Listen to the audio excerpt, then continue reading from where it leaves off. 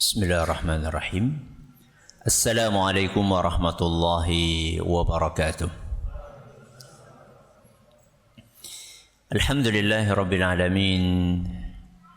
Wa bihi nasta'inu ala umuri dunya waddin. Wa sallallahu ala nabiyyina wa sayyidina Muhammadin wa ala alihi wa sahbihi ajma'in, amma ba'd.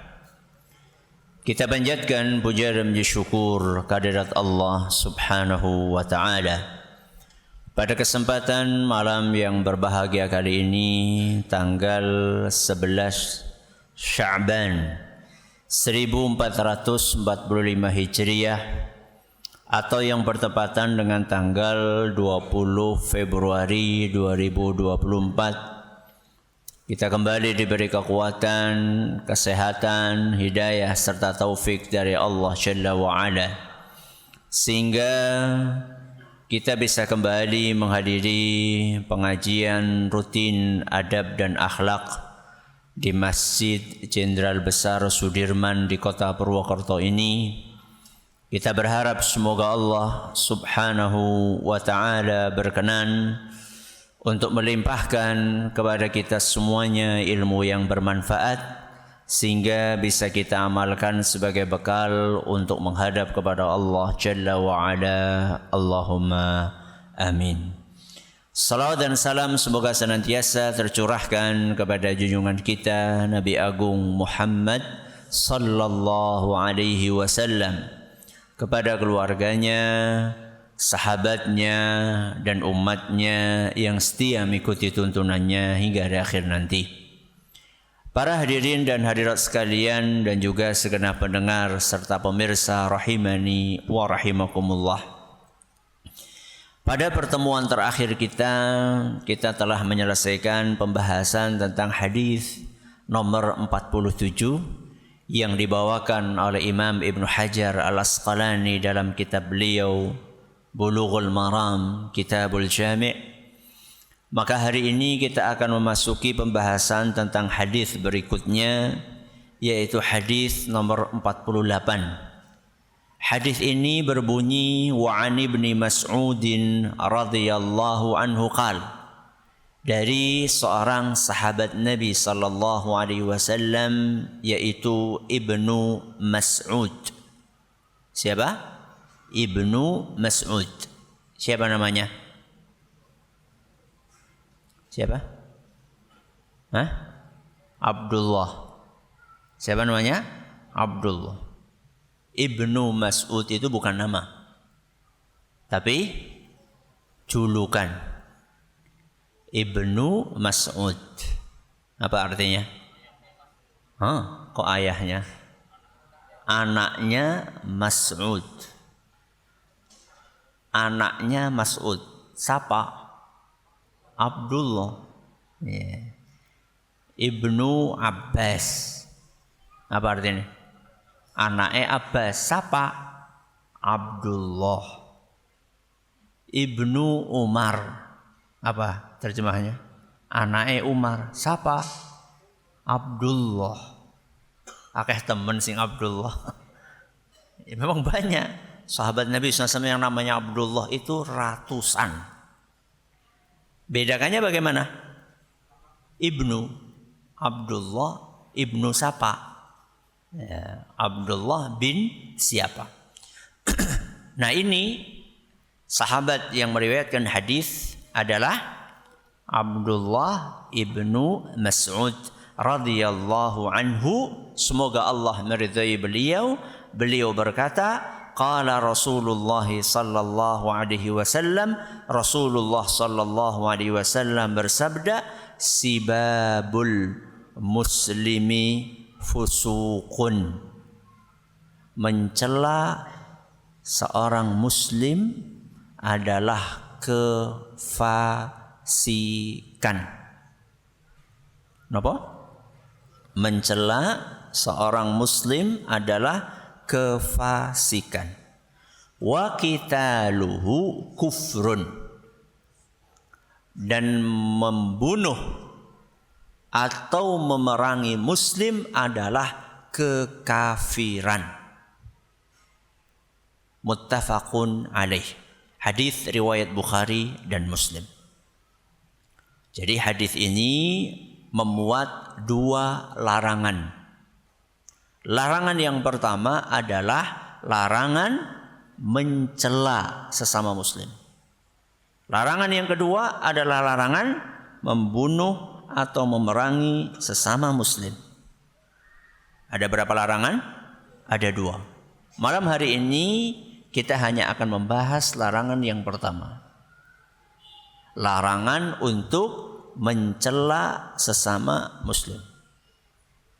Dan mencela sesama muslim hukumnya haram berdasarkan ijma' para ulama.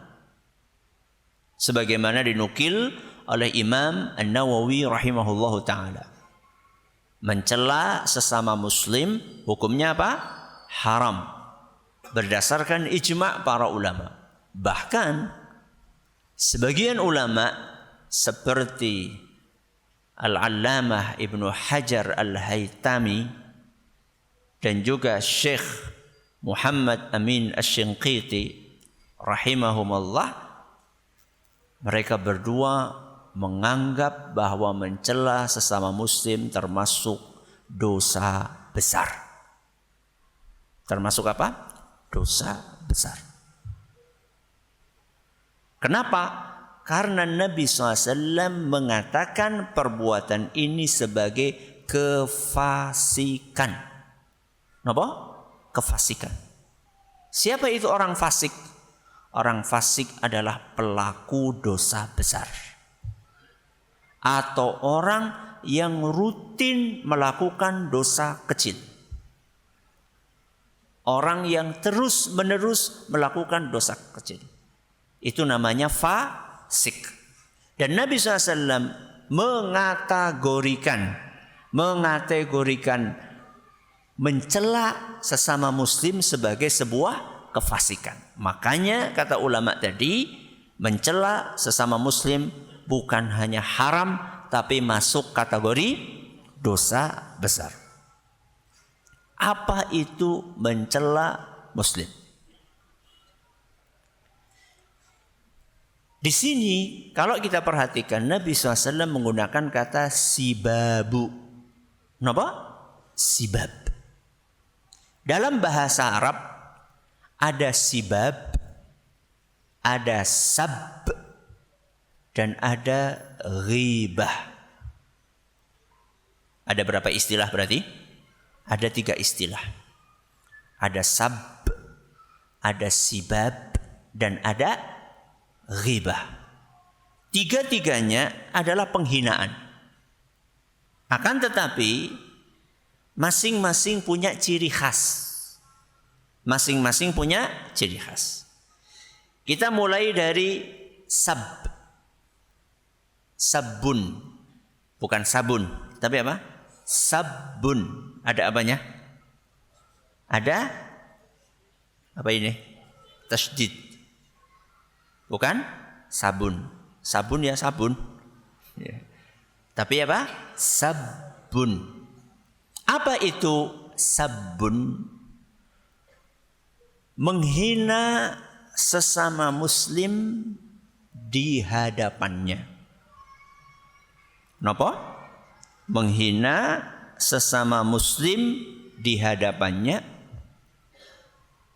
atas aib yang nyata ada pada dirinya. Kita ulangi. Apa itu sabun? Menghina sesama muslim di mana? Di hadapannya. Atas apa? Atas aib yang nyata ada pada dirinya. Memang aib itu ada pada dirinya. Maaf ya. Misalnya orang itu bodoh. Kemudian dihina di hadapannya. Woi bodoh. Di hadapannya. Jangan katakan, memang pancen. Lah memang pancen. Ya memang dia bodoh. Ya itulah namanya sabun. Memang aibnya ada. Aibnya benar-benar ada. Baik. Itu sab. Yang kedua apa tadi? Sibab. Nah, sibab yang disebut oleh Nabi SAW. Apa itu sibab? Sibab itu adalah menghina sesama muslim di hadapannya.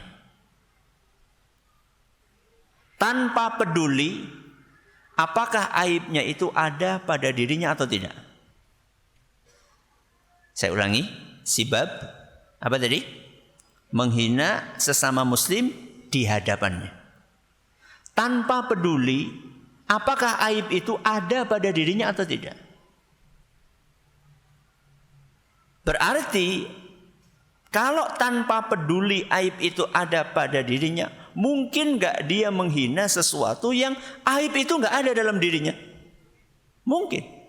Berarti lebih parah mana? Sibab atau sab? Sibab lebih parah.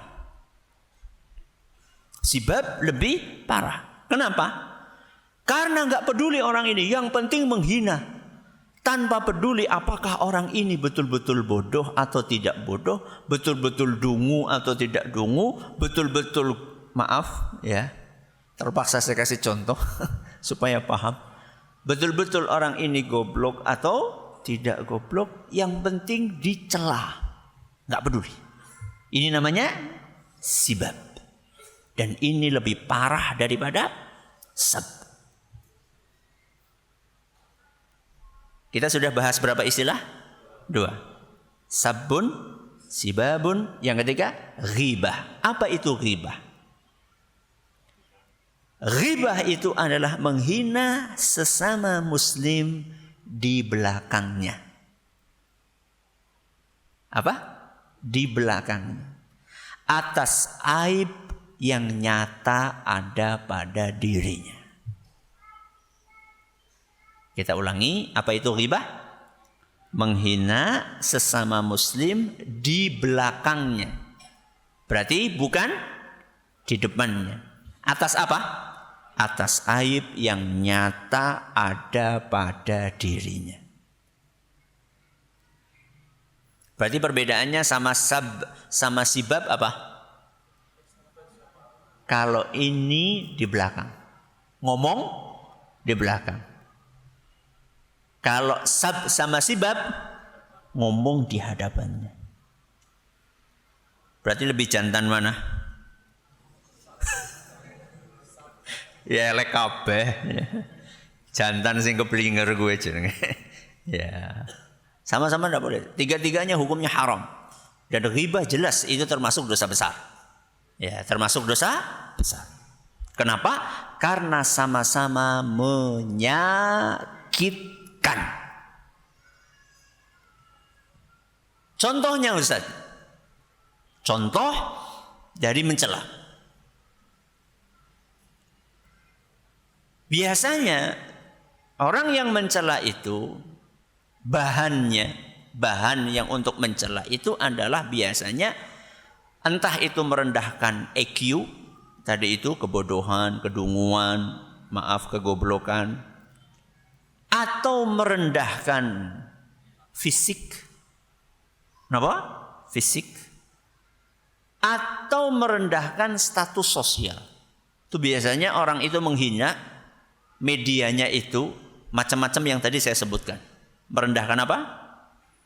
EQ, kecerdasan, terus fisik, terus status sosial. Merendahkan EQ, sudah saya kasih contoh tadi. Apa? Bodoh, terus apa lagi? Oon, terus dungu, terus maaf, goblok. Amat disayangkan kalimat-kalimat yang tadi saya sampaikan itu kadang-kadang terucap bahkan di majelis pengajian sekalipun. Bahkan di majelis pengajian sekalipun. Dan yang disayangkan yang mengucapkan itulah tokoh agama. Tokoh agama. Mengatakan atau ngata-ngatain jamaahnya dengan kalimat-kalimat tadi. Ucapan tadi nggak pantas diucapkan oleh seorang muslim. Apalagi kiai, apalagi ustadz, apalagi dai, apalagi mubaligh. Muslim biasa saja nggak pantas ngomong kayak gitu. Apalagi orang yang ditokohkan dan ngomongnya itu di hadapan publik dan direkam dan viral. Ini menunjukkan bahwa ada degradasi adab di dalam diri kaum muslimin. Dan ini harus kita perbaiki. Harus kita perbaiki. Merendahkan apa tadi? EQ. Contoh yang lain. Merendahkan fisik. Biasanya warna kulit. Ya. Warna kulit. Yang sering dijadikan sebagai bahan olok-olokan adalah yang kulitnya hitam. Jaliteng, keling, apa lagi? Hitam. Ya. Ini kulit. Apa lagi? Selain kulit, rambut. Rambut apa?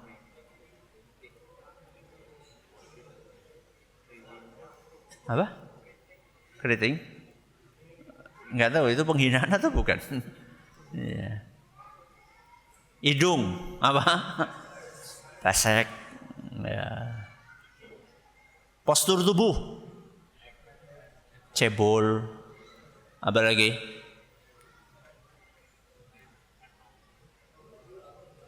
Gembrot. Ya. Apa? Ya. Jadi fisik tidak boleh dijadikan sebagai bahan olok-olok. Sebagaimana IQ nggak boleh dijadikan sebagai bahan olok-olok. Bahkan Nabi SAW menganggap mengolok-olok fisik itu sebagai perilaku orang jahiliyah. Seorang sahabat Nabi SAW yang kita kenal dengan julukan Abu Dzar. Abu Dzar al-Ghifari radhiyallahu anhu. Pernah ditegur oleh Nabi SAW gara-gara beliau menghina pembantunya. Bayangkan. Menghina, mengolok-olok budaknya. Padahal budak ya.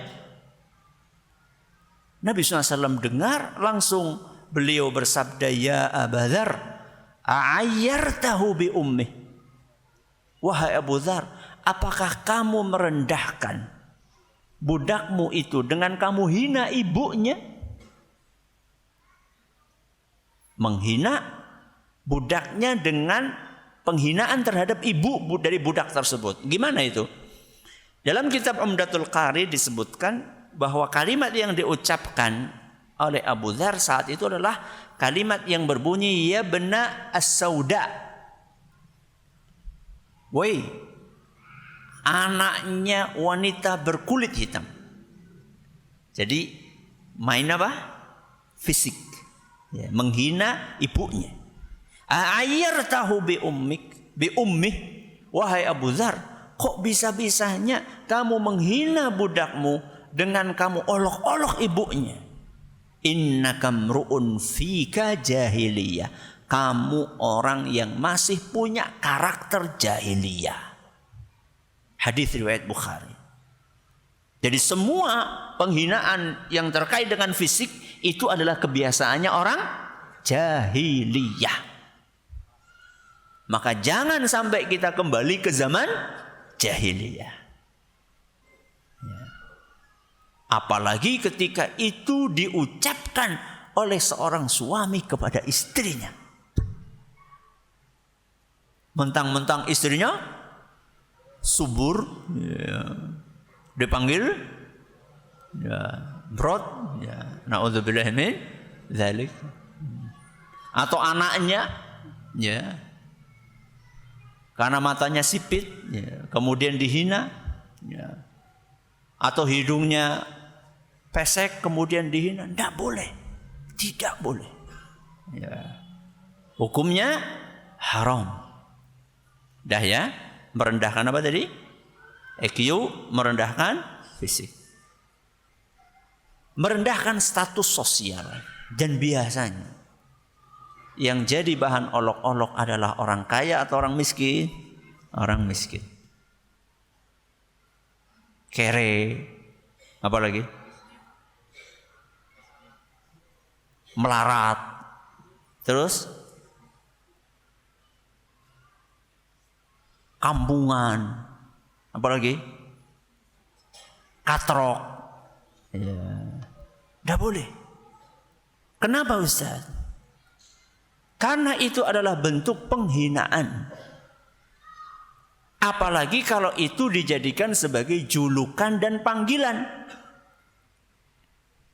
Walaupun maksudnya bercanda. Di dalam agama kita, bercanda boleh nggak? Boleh, tapi ada apanya?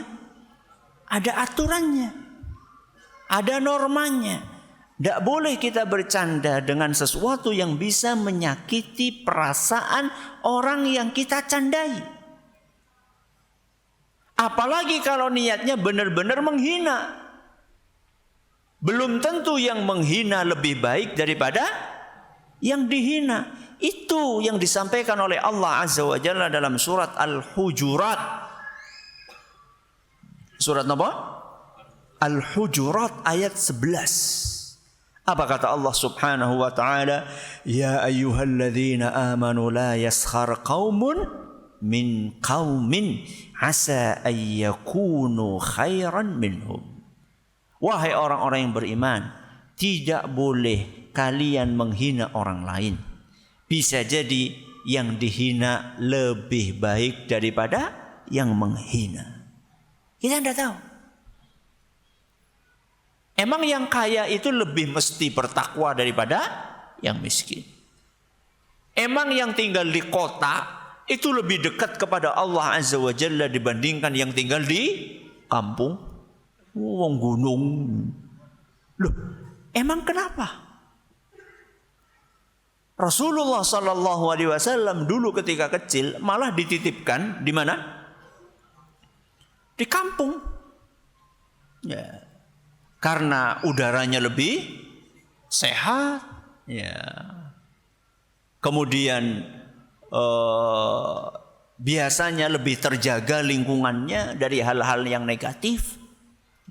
Jadi bukan sebuah aib, bukan sebuah hal yang perlu kita merasa malu ketika kita tinggal di kampung. Ini adalah merendahkan status apa? Sosial. Dan ada yang lebih parah dari itu. Ketika menghina dengan mengumpamakan orang yang dihinanya dengan binatang. Dengan binatang. Dan biasanya dengan binatang yang berkaki 4. Memanggil orang lain maaf dengan nama hewan, anjing, terus apa lagi? Babi. Terus apa lagi? Monyet. Ya. Apa? Kebo. Ya. Kebo biasanya dijadikan sebagai bahan olok-olok untuk menggambarkan apa? Kebodohan. Bocah lebih bodoh daripada kebo. Tidak boleh. Ya. Penghinaan dengan menyerupakan orang lain dengan hewan. Di dalam literatur fikih, mayoritas ulama mengatakan si penghina ini layak untuk mendapatkan hukuman yang diistilahkan dengan ta'zir. Apa itu ta'zir? Ta'zir itu adalah hukuman yang diputuskan oleh seorang hakim. Diputuskan oleh seorang hakim dengan kebijaksanaan. Karena apa? Karena tidak ditentukan kadarnya di dalam Al-Quran atau hadis. Ya, berbeda dengan mencuri. Mencuri kan ditentukan kadarnya. Apa itu? Potong tangan. Berzina ditentukan kadar hukumannya. Apa itu? Tergantung sudah menikah atau belum. Kalau sudah menikah berarti rajam. Kalau belum menikah dicambuk 100 kali. Minum khamr juga demikian. Jadi ada dosa-dosa yang kadar hukumannya sudah diatur oleh agama kita. Dan ada dosa-dosa yang kadar hukumannya di dunia belum diatur. Dan itu dikembalikan kepada kebijaksanaan siapa? Hakim. Nah, menghina sesama muslim dengan julukan-julukan tadi, hewan-hewan tadi, itu layak mendapatkan takzir. Apa bentuknya? Macam-macam. Bisa dicambuk, ya, bisa dipenjara, bisa didenda, ya. Tergantung keputusannya siapa? Keputusannya hakim. Ya. Bahkan, ya, seandainya aib itu adalah bukan kekurangan fisik, bukan kekurangan EQ, bukan kekurangan status sosial. Apa itu? Aib itu berupa dosa. Berupa apa?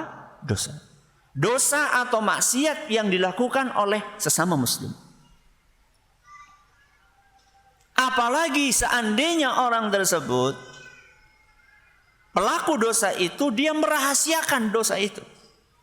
Maksiat yang dia kerjakan tidak dia umbar, dia lakukan sembunyi-sembunyi. Atau dia lakukan jarang-jarang.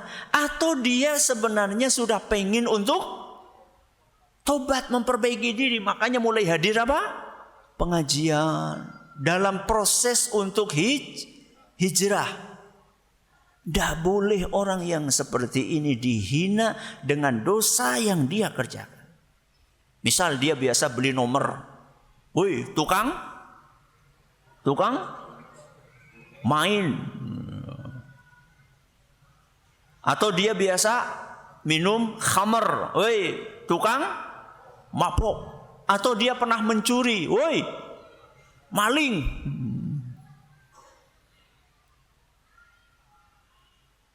Atau maaf, ya, dia pernah berselingkuh. Woi, tukang selingkuh. Atau dia pernah berbohong, kemudian dipanggil, woi, tukang bohong. Tidak boleh. Ya. Kenapa Ustaz? Karena aslinya di dalam agama kita, saat ada aib dalam diri saudara kita, bukan diumbar, bukan dijadikan bahan olok-olokan, malah seharusnya adabnya diapain? Ditutupi. Ini yang pernah kita baca, pernah kita kaji saat kita membahas hadis nomor 28. Masih ingat? Sekarang hadis nomor berapa? 48. Hadis nomor 28. Kapan gue? Sebelum pandemi. Sebelum pandemi 2000, ya sekitar itulah 2019an lah kira-kira ya. Sekarang 2024. Udah berapa tahun? 5 tahun. Masih ingat? Hadisnya panjang. Di akhirnya atau di tengah-tengahnya ada kalimat yang berbunyi, "Waman satara musliman satarahullahu fid dunya wal akhirah." Barang siapa menutupi sesama muslim, maka Allah akan tutupi dia di dunia dan di akhirat. Menutupi apanya? Aib. Barang siapa menutupi aib sesama muslim, maka Allah akan tutupi aibnya di dunia dan di akhirat. Jadi jangan mudah-mudah kita mencela, menghina saudara kita, walaupun dia pernah punya masa lalu yang gelap, pernah punya masa lalu yang kelam. Jangan. Kata Imam Malik rahimahullahu ta'ala, adraktu aqwaman bihadhil Madinah. Saya ketemu di kota ini, di kota Madinah, dua jenis manusia. Berapa? Dua jenis manusia. Jenis yang pertama, orang yang enggak punya aib. Orang yang enggak punya aib. Tapi dia suka ngulik-ngulik. Apa ngulik-ngulik? Hah? Ngorek-ngorek aib orang lain. Apa yang terjadi di kemudian hari? Aib orang ini dikenal sepanjang zaman. Katakanlah si A ya. Si A. Si A ini dia aibnya sedikit. Enggak punya aib atau aibnya sedikit. Tapi dia hobi untuk membicarakan aib orang lain. Akhirnya oleh Allah Azza wa Jalla dihukum si A ini justru malah aib yang sedikit yang dia miliki itulah yang dikenal sepanjang masa. Jenis yang kedua kata beliau, adraktu aqwaman. Jenis yang kedua, si B. Aibnya banyak. Aibnya banyak. Tapi dia enggak suka membahas aib orang lain. Aibnya apa? Banyak, tapi enggak suka ngomongin aib orang lain. Oleh Allah Azza wa Jalla aibnya yang banyak ini ditutupi sehingga orang-orang pada enggak tahu aibnya. Aib kita banyak apa sedikit? Hah? Banyak. Sudah aibnya banyak, suka ngomongin orang lain. Apa jadinya? Apa jadinya? Berarti bagus yang mana? Bagus yang aibnya banyak apa yang sedikit? Hah? Bagus yang aibnya sedikit ngomongin orang atau aibnya banyak nggak ngomongin orang? Yang paling bagus yang aibnya sedikit dan nggak ngomongin orang.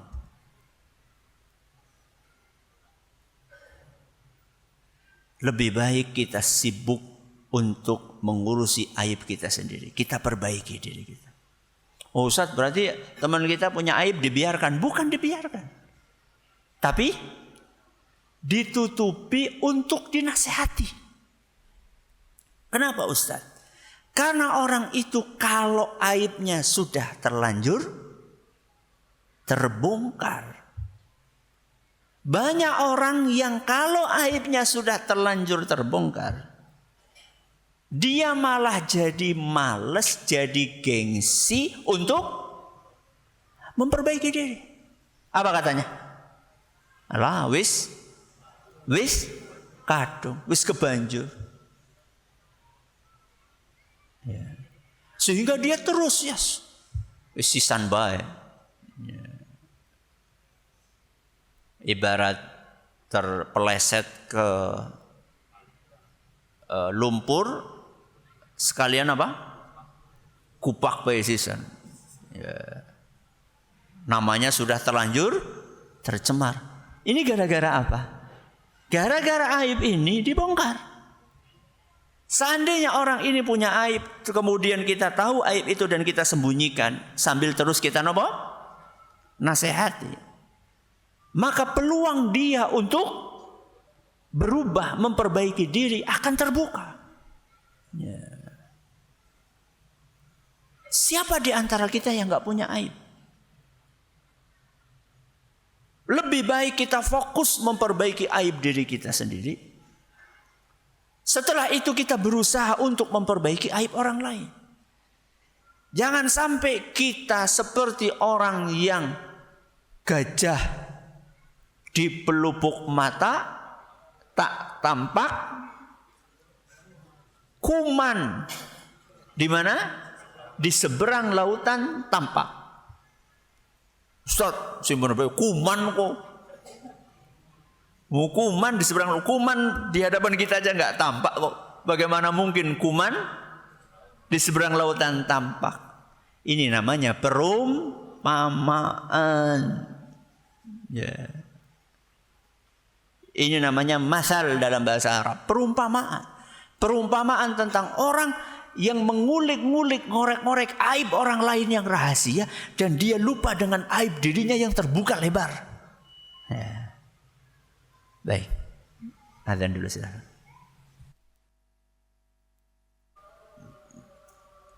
Alhamdulillah, wassalatu wassalamu ala rasulillah, amma ba'd. Apa judul pengajian kita hari ini?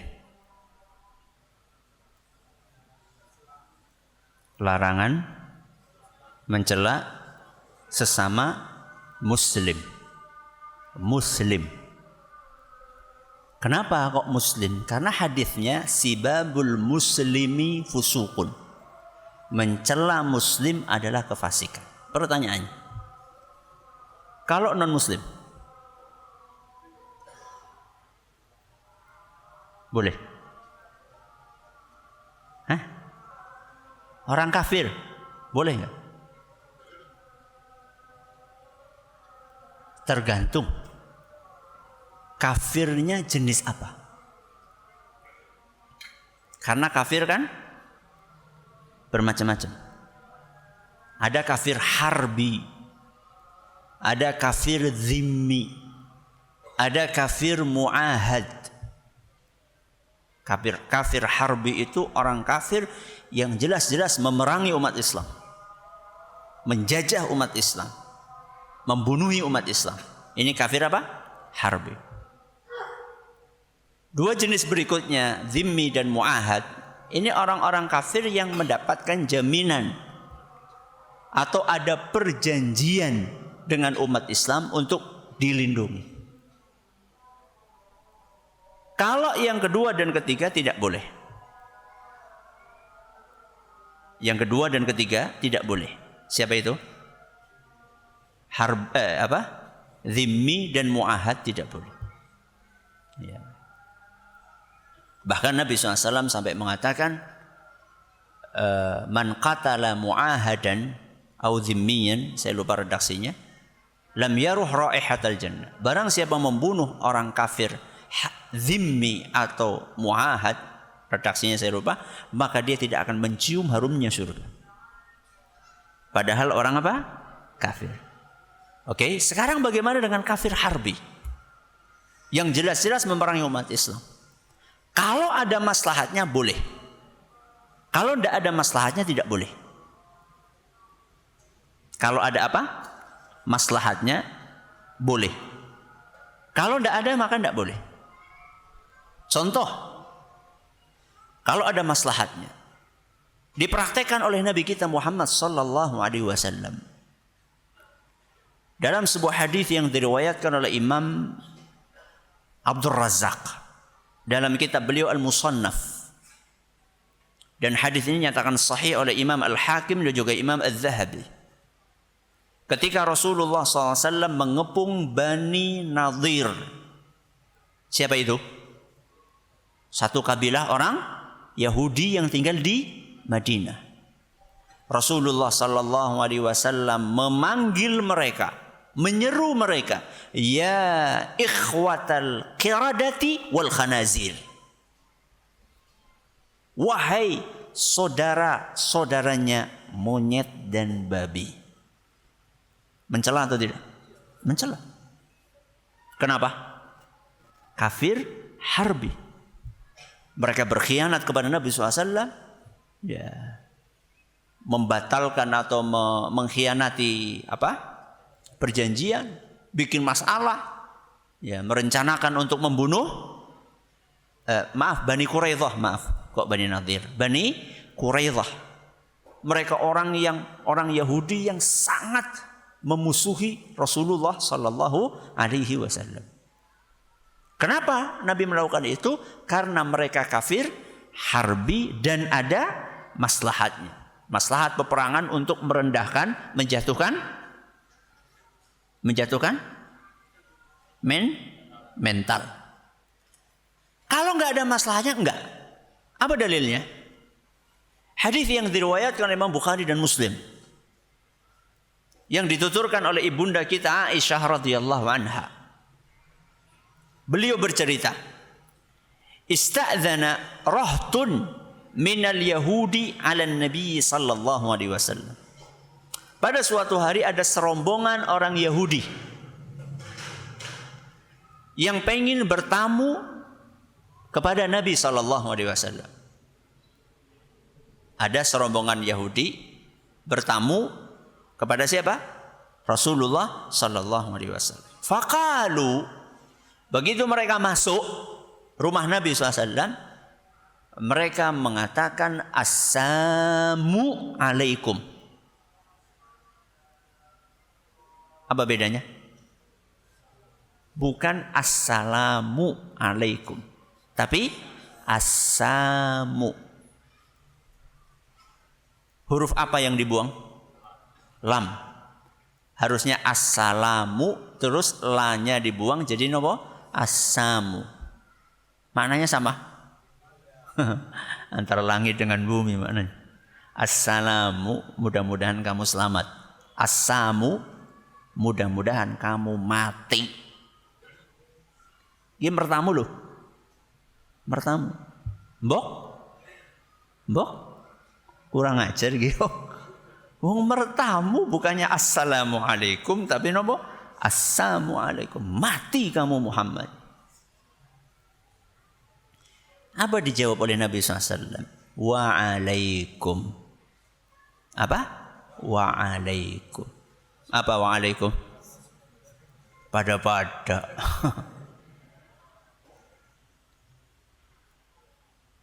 Dan ingat, doanya orang Yahudi enggak dikabulkan sama Allah. Dan doanya Nabi Muhammad SAW dikabulkan. Berarti siapa yang rugi? Orang Yahudi sendiri.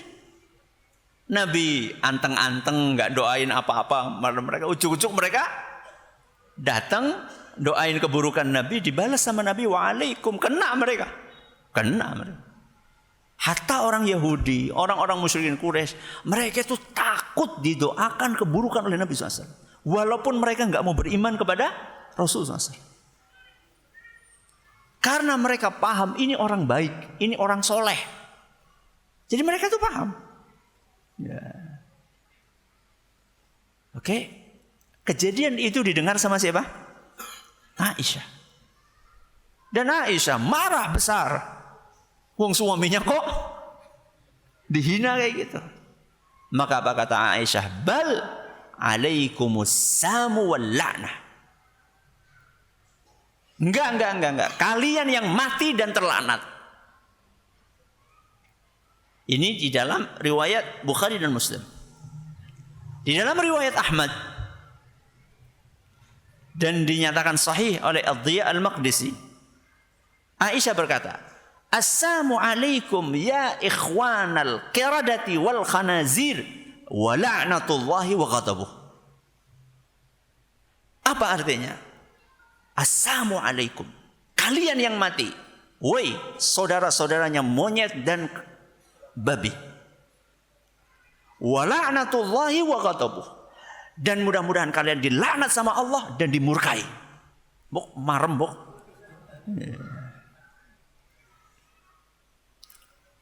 Menghina atau tidak? Menghina. Ada sebabnya atau tidak? Ada. Karena mereka yang mulai. Apa yang dilakukan oleh Nabi SAW? Apakah Nabi SAW ngasih jempol kepada Aisyah? Like gitu? Ya. Ngeten gitu? Enggak. Padahal Aisyah mengucapkan itu dalam rangka untuk membela suaminya. Dan suaminya dizalimi. Apa kata Nabi SAW? Ya Aisyah, wahai Aisyah, innallaha rafiqun yuhibbur rifqa fil amri kullih.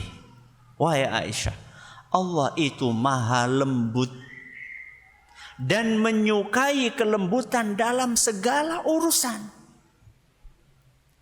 Berarti Nabi SAW menyetujui atau tidak? Tidak menyetujui apa yang dilakukan oleh Aisyah. Padahal mereka adalah orang kafir. Dan mereka menzalimi Nabi SAW. Tapi nggak ada maslahatnya.